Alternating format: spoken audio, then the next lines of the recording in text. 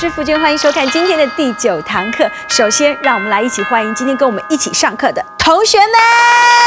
第3组童军靠出你的弓箭步，嘿，老鹰在展翅，老鹰在展翅，小鸡在啄米，小鸡在啄米，我虾米代志，我虾米代志，只是想要告诉你，只是想要告诉你，第9堂课支持你，第9堂课支持你。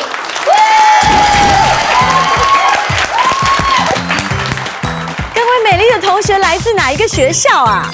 第3国中，你们身上穿的制服是哪一个团的制服啊？女童军团。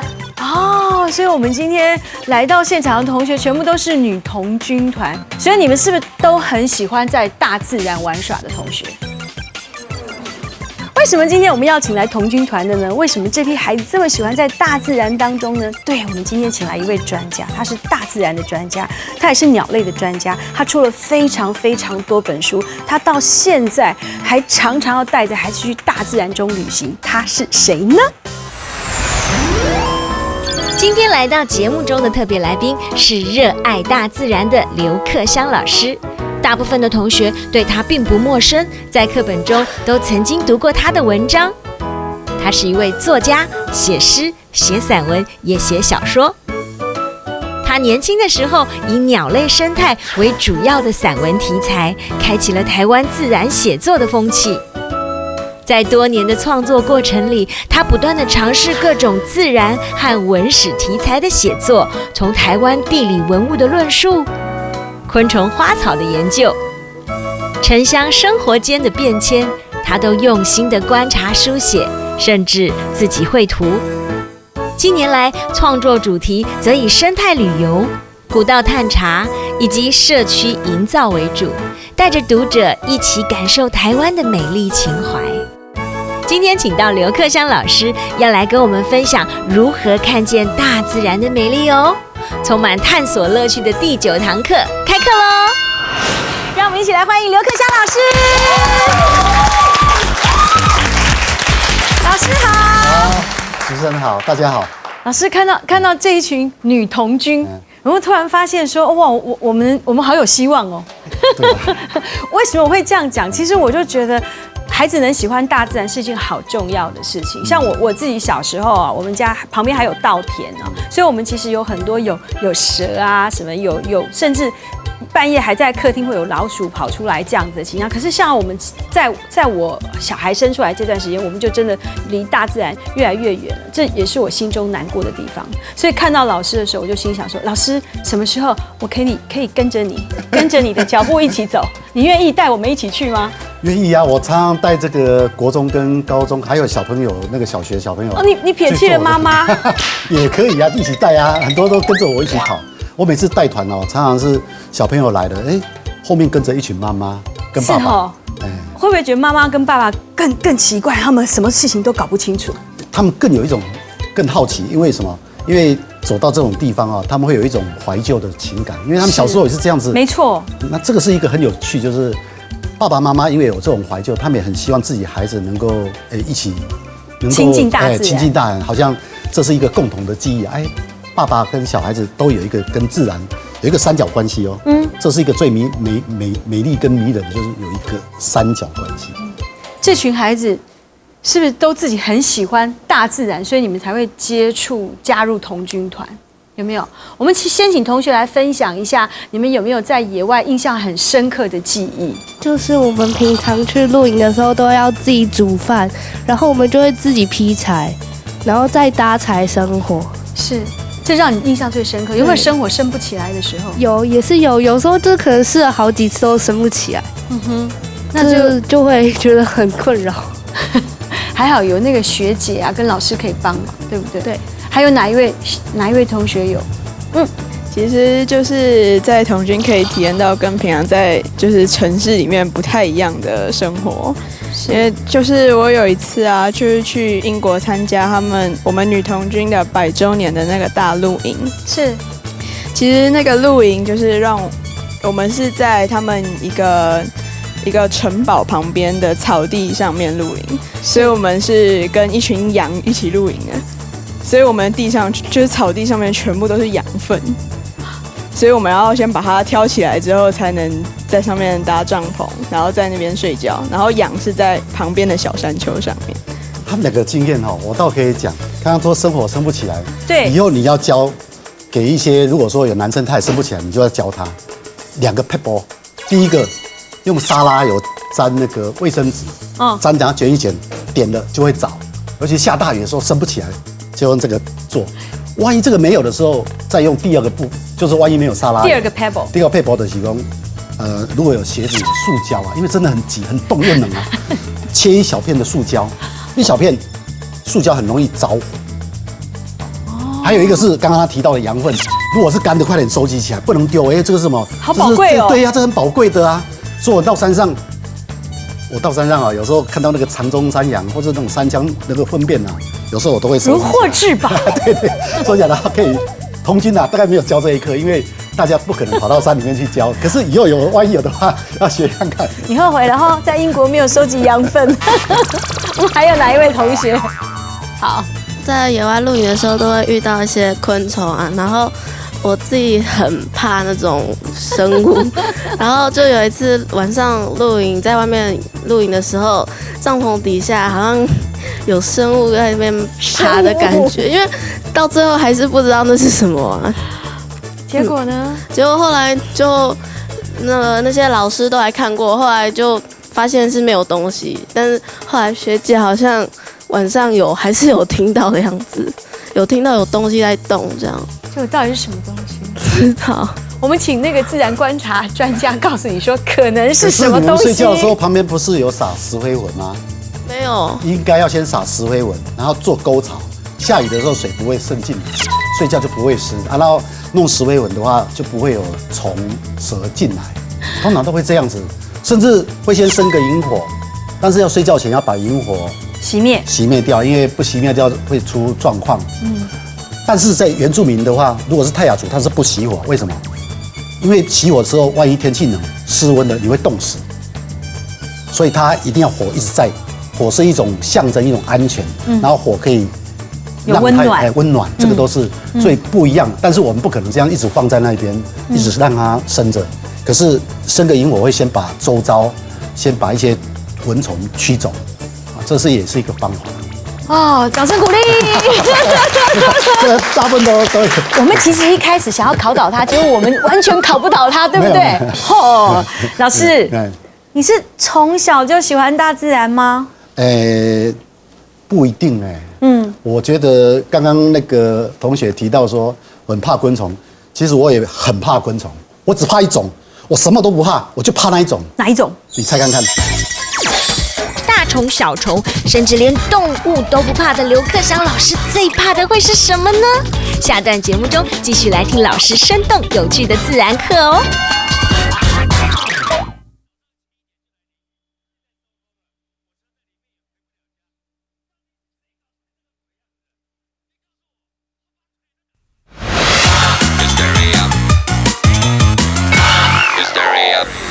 刚刚那个同学提到说很怕昆虫，其实我也很怕昆虫，我只怕一种，我什么都不怕，我就怕那一种。哪一种？你猜看看，你们猜看看。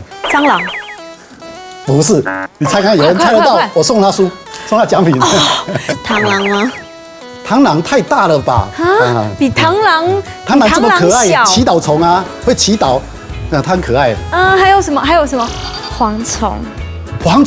蝗虫跟蚱蜢一样，都是小时候因为以前贫穷，都会抓来把它油炸，然后吃。这个现在当然不能啦，可是以前都会这样做，因为没有食物啊，都会这样拿来炸。还会怕什么？再看看，给你再猜3种，好，不然猜到明天一定会猜得出来。毛毛虫，差一点点，好，剩下2种。蚕宝宝啊！哎呀，他好厉害，猜到了蚕宝宝。那我要记下，留地址给我。你怎么知道是蚕宝宝？因为跟毛毛虫差一点点嘛。对，我为什么会害怕蚕宝宝？到现在看到蚕宝宝白色身体，我都会冒冷汗。为什么？因为小时候小学我记得是国小3年级的时候，老师都教我们养蚕宝宝。对，我以前好喜欢买来，而且我很认真养，因为太认真了，所以养了一大堆。然后那个蚕宝宝要那个桑叶嘛，桑叶以前要买要很贵。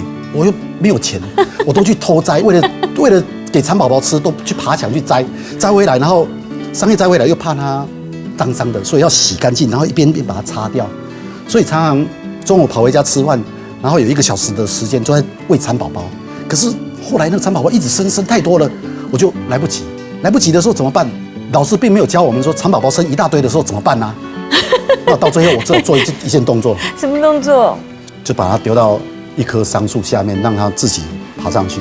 哎，真的假的？不是啊，不可能嘛！对，蚕宝宝是一种，它只会你喂它，它会吃。它是饲养性的动物，对，它不可能爬一棵树上去，甚至于你用一些什么那个鹅蛙菜，一种鹅蛙菜就是茼蒿那种叶子，对，你插了给它吃，它也会吃。可是它不知道吃了以后，它会拉肚子就死掉。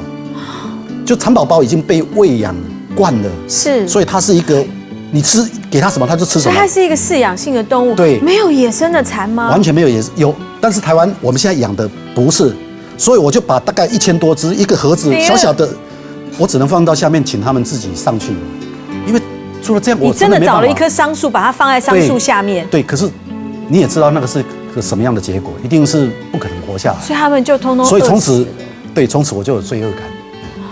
那个罪恶感一直到现在，对不起那1000只，我已经50几岁了。你看我从小学10岁到现在44岁，我只要看到蚕宝宝，我都会害怕。对不起你们，我不是故意把你们饿死的。我不怕毒蛇，不怕老鼠，可是我不怕蟑螂，可是我怕蚕宝宝。你看多可笑！可是这里面又有一个启示，告诉你什么？就是人在自然里面真的不能随便虐待某一种动物。当你年纪大的时候，你就会有这种后悔的心，是，或者觉得很不好意思。对，所以老师你爱护动物的这个心，绝对不是因为养蚕宝宝开始的吧？多少也有这种罪恶感。真的吗？我觉得应该会有，但是喜欢自然是因为小时候就是在这样的环境长大了。小时候在哪里长大？台中。在台中。我小时候，在我小学的时候，我是天才小钓手。是什么？你很会钓鱼。对，我们那个时候没有玩具嘛，是，所以都自己从那个竹丛里面砍一根竹子，做钓竿，然后绑个鱼线，然后就骑着脚踏车。我大概从国小4年级开始骑脚踏车到西边最近的西边，一直骑到国1。我把整个台中盆地的所有的溪流都骑到那来，骑遍，然后去那边钓过鱼。哪一个溪流有什么鱼，大概都知道。可是不是听说你弟弟钓得比你厉害？对，因为他钓到鲈鳗。你是天才，他是大天才哦。鲈鳗，可是看到以后就觉得挫折感。所以国2的时候，可能跟你们现在大概一样，因为国2的时候就要考试，很多考试开始来，然后有压力，又要上补习班，又是英文、数学，所以那个时候又不能到野外去，所以我就到旁边的溪边一条比较干净，以前的溪边都很干净我就找一条溪流去抓了一些孔雀鱼。抓孔雀鱼来做什么？因为我知道我不能跑到野外去，我就拿了一个玻璃罐，就里面放几个石头，就开始养。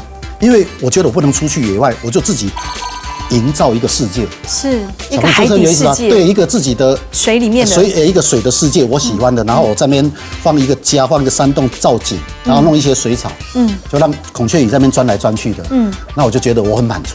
读书读累了，我就去看孔雀鱼，我是用这样子，当然研究到后来，到了国3的时候，就开始会有一种，这个可能就把我自己的某一种自然观察的本领又出来，就是我开始在想怎么样把孔雀鱼配对，然后那时候梦想着要把孔雀鱼配对是好事情啊，因为那时候孔雀鱼我已经是，你怎么分得出公母？你怎么配？一堆野外的孔雀鱼它尾巴比较漂亮，母的话就像大肚鱼，很丑。你真的可以分得出来哦？当然会啊。然后我想配对说，我是在想什么？我能不能自己配对出一只最漂亮的孔雀鱼？然后我就梦想着我自己变成一个孔雀鱼专家，然后那个孔雀鱼还可以取你的名字之类的。对，然后还可以，那时候还想到卖钱，那时候已经想到这个东西，很好玩。所以真的是养了很多的孔雀鱼？没有，养到后来真的没时间养，我后来只养到最后剩下1对。可是养到1对的时候，我觉得那是一种文学天分。就觉得那1对就是我。这时候从天才那个小钓家，然后养鱼之后又变成文学天分跑出来了。就是养那只就觉得这只一定要让它活下来，就好像我在国中这个年纪这个阶段去你就是要把它蹭过去，所以那只鱼我一直把它照顾得很好。是，但后来结果如何我也忘记了，真的现在忘记了。觉得自己就像困在那水中的鱼般，都有这种感觉。我不晓得小朋友你们有没有养过宠物啊？有养过宠物的举手。他们大概养过猫吧？啊，全部都养过哎。我猜，等一下。好来。我教过的学生哈，大学生哈，只要是女孩子，我问说你养的宠物什么，80%以上都是猫。好，养猫的人举手。啊，这2个啊？当然，大部分都比较养狗啦。养狗的请举手。只有一个。是怎样？奇怪，其他人养什么？其他人养什么？你们养？养乌龟的请举手。真的养乌龟，3个。哎呀，可是还有很多，还有几个都养什么的？我真的很想来麦克风来从这边养其他的，觉得自己养的很特别的，告诉我们是什么？斗鱼啊，养斗鱼。哦，斗鱼对。我自己现在也是养斗鱼的专家。我是有斗鱼，我就是每个阶段都讲。老师，你专家好，你好多专家哦。对。我每次研究一个哈，养到后来我就会记录。斗鱼就没有办法交配了吧？哦，斗鱼凶了。斗鱼哈，你养几只？2只。2只是1公1母，对不对？还是2只都公的？他疑惑了，因为他不知道是哪一个是公，哪一个是母。我不知道。不知道。我养到会生小斗鱼哈，因为斗鱼斗鱼不是只能养1只。对，斗鱼会打架，所以你要养哈，要有一种叫做恐怖平衡。什么叫做恐怖平衡呢？老师生动的观察经验即将跟大家分享，爱养斗鱼的小朋友千万别错过了哟。